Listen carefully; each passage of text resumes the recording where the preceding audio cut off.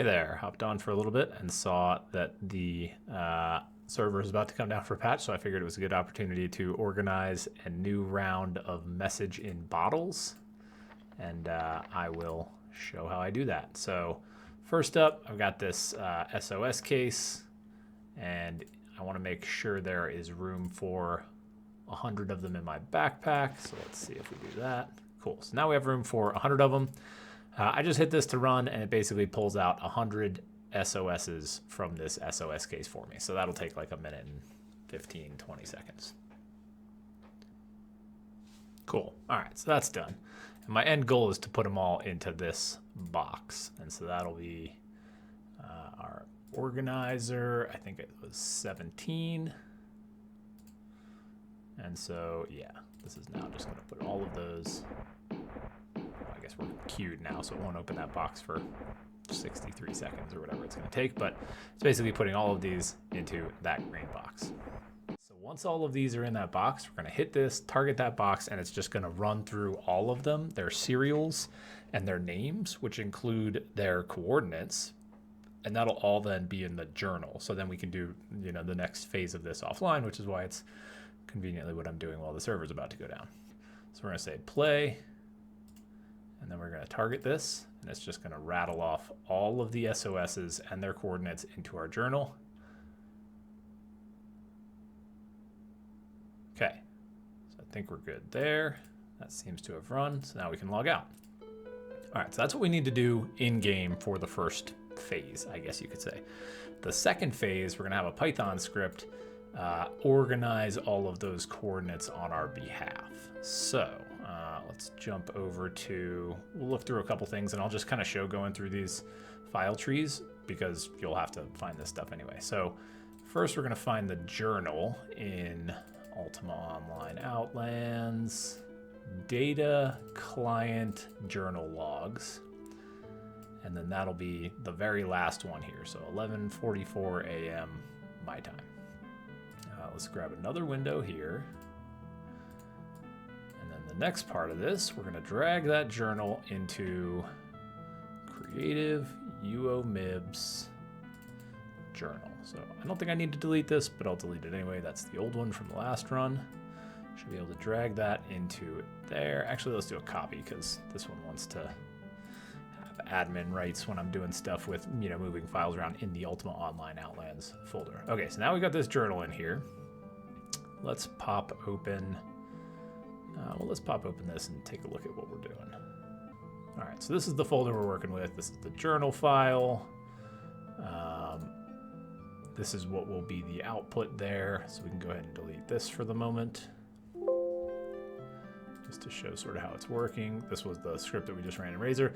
And then this is what's actually going to parse through and deal with all the coordinates. So if you're not familiar with Python, ChatGPT might be able to help with this, but basically we're going to run this Python script. So we're going to say cd uomibs python, and I think it's called parsemibs.py. Okay, cool. So at this point, it has generated for us clusters. So we've got the first, it looks like number 1 and number 2, if I recall correctly, it does Big Blue first. So it basically sets all of the MIBs that are in Big Blue into their own sort of separate thing and runs those into batches first, just so we don't have stuff where there's a pin in Big Blue, like maybe just east of Prevalia, and then another one like just west of Terran that are kind of geographically close, but are on opposite sides of the continent from a sailing perspective. So batch 1 and 2 are probably Big Blue. Batch 3, 4, 5, it looks like we've got here maybe 11 or 12. So we've got 11 batches. Probably batch 10 and 11 are a little bit weird because those are just like the remaining ones that didn't fit into any of the other batches. It's basically picking a pin and then picking the 9 closest things to that pin and making that into a cluster. So, batch probably 4 and 5 and 6, I would imagine, are going to be pretty tight. Batches 10 and 11, you're starting to get down to the dregs. But anyway, what has now been generated here is these are the format of marker file that goes in Outlands mapper, and then we have been given, it has generated for us this Razor script that will actually go through and move all of those SOSs into bags. So where it said, hey, bag 9 is these whatever, these 10 MIBs, it has a bit of logic in here to move each of those into a bag. So once the server comes back up, we'll run that part, and basically we will run this in Razor. We'll drag in these coordinate files to mapper and sort of go from there. So the mapper bit I can probably do right now while the server's down, but I might cut the mapper bit out if I end up sharing this outside the alliance, just so that other people can't see our dockmasters, because that's the sort of thing you don't want the bad guys to know. So anyway, if I open mapper, so I will have to do this with mapper closed, because when I close mapper, it overwrites its folders and that sort of stuff. So first thing we're going to do is we're going to look here for this output folder, and these are what we're going to drag into the mapper folder. I don't think I need anything else in the Ultima Online folder, so let's just go desktop, enhanced map, definitions, and so these are our bags here. So these are the ones that are currently showing on mapper. That's my last round. I'll just go ahead and delete those for convenience sake. And I'll just drag all of those in. So now those should be in mapper, good to go. And let's take a look. Even if we're offline, we should probably be able to see this. And so let's see how we did. So let's go free view. All right, so that's all of them. Let's see what we've got here. Actually, it's not all of them likely. Some of them may be unticked. Here we go. All right, well, let's just untick all these boxes. This seems to be, since I've used the same name, like lingering check boxes from previous rounds and previous runs. So let's just uncheck them all. And then we'll look through cluster by cluster to kind of see what it did here. Okay, so cluster 1, if I recall, that one's probably going to be in Big Blue, sure enough. So that's a cluster of 10. It does do these alphabetically rather than numerically, so it orders 1, 10, 11, whatever. So we'll come back around to 10 and 11. This should be the other ones in Big Blue. So basically the script just built a box right here and considers those their own separate category. So maybe I would combine those, maybe I'd split some, I'm not sure. Bag 3 here is going to be pretty good cluster there. Bag 4, that's a nice cluster. Bag 5, that's a good one. I might do that one first because it's kind of close to my insta launch over here. Bag 6, that's a good round. Probably do that from CFC Castle. That's a little bit of a weird one, but maybe manageable. This is the sort of thing where if I see that it's a weird one, I might just like grab these 3 and throw them into another. Like I might throw those into the bag 1 with Big Blue, but easy enough to do. Bag 8, let's see what we got here. That's a decent cluster there. 9, ooh, that's a nice one too. I like that one because my insta launch is right here. That's crazy that there's one deep in there. Anyway, so my insta launch is here. I'll probably just blow through all those and then finish up at Winter Harbor, that sort of thing. So as we get into like rounds 10 and even up to a degree 9 there, it's starting to run out of things to match with. So this is where it can get a little bit more weird. I feel like I have an extra cluster. Yeah, so I have this cluster accidentally ticked. Let's see where that is. That was bag 8. All right, so bag 10.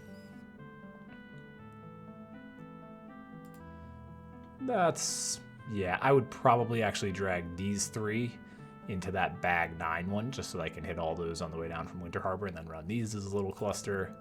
Bag 11, a little bit more spread out. So basically what happened there was these are the last 5. These are the 5 that have not been included in any groups to this point. So they actually kind of happen to be relatively close to each other with that in mind. So that's how Mapper is handling all of these pins. I did need to do a one-time configuration on the Mapper folder to be able to support those. So I'll show what that is, and then we'll jump back over, and maybe the server will be back up, and we can show the script that's moving them all into their bags. So anyway, in Mapper, I needed to do a couple things. So basically the definitions folder seems to be all of the map pins, and the icon folder is important as well, but we'll take a look at that from the file tree.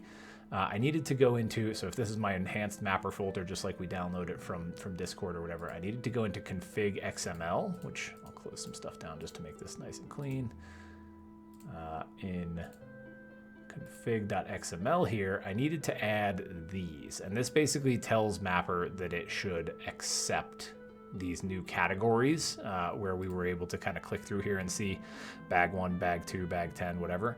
So I needed to add those to the config.xml file, just in this format of, same format as all of them, but with bag_1, bag_10, whatever else. The other thing I needed to do in Mapper was create an icon for each of those with the same name. So I've got too many windows open, as often happens.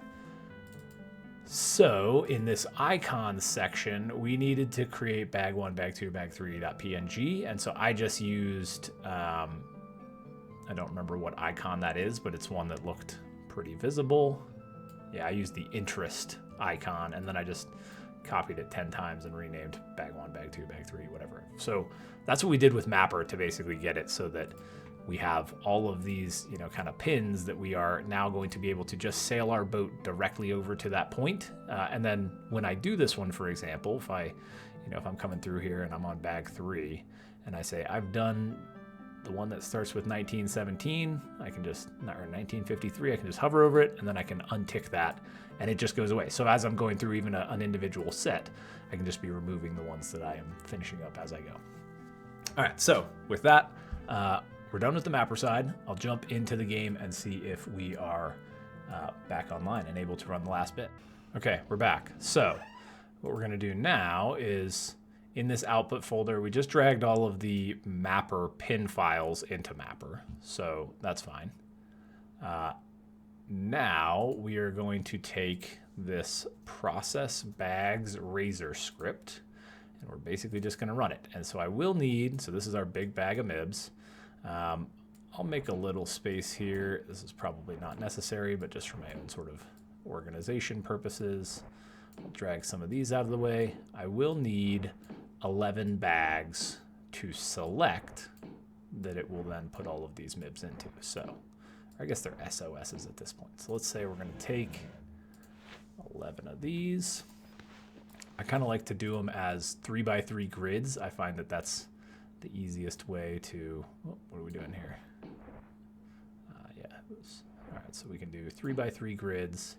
And that just kind of helps me to see like, oh, we've pulled that one out as number 3. And then it just helps to visually keep track of which bags or which sets of MIBs. So there's 1, 2, 3, 4, 5, 6, 7, 8. A little tedious here. This could definitely be scripted, but I'm doing this like once every 100 MIBs, so not the end of the world.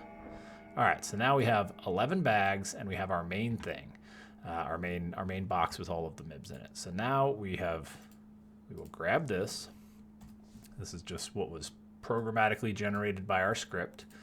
We will throw that into a random script. I think I have it as move SOS, and I just overwrite that. And so now we should be able to hit play. And I would normally do this on a second screen, so it's a little weird here, but I'm going to say first it wants me to select the box.